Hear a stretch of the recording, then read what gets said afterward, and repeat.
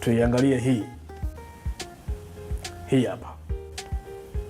Hivyo kutoka huo goli limeingia. Selemani Mwalimu kenda akafanya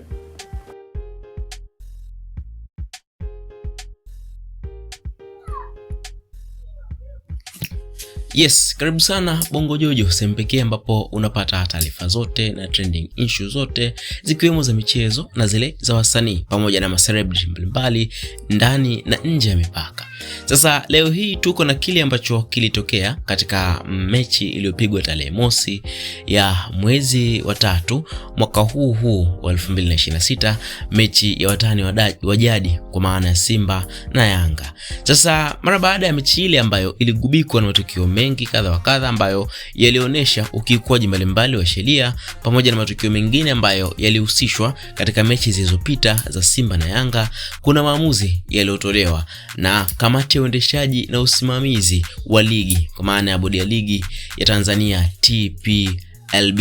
Katika kikao chake cha Machi 4 mwaka 2026, ilipitia mwenendo na matukio mbalimbali ya ligi na kufanya maamuzi yafuatayo.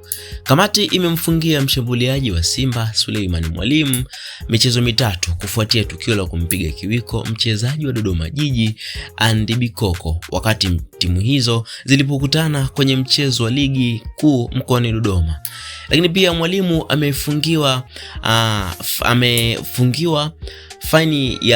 amepigwa faini ya shilingi milioni 1 kutokana na tukio hilo.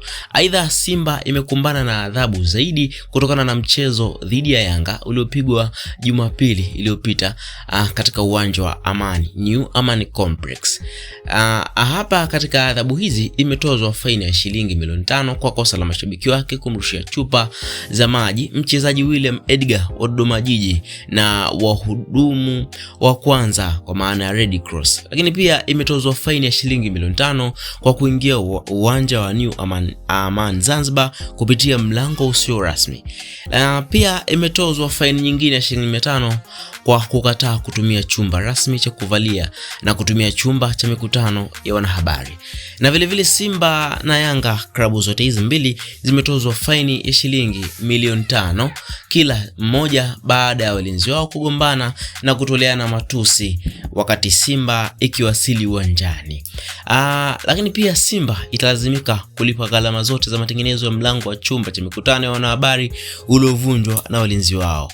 Na pia mchezaji David Kameta Duchu ametozwa faini ya shilingi milioni 1 kutokana na matukio ya kumwaga viminika uwanjani.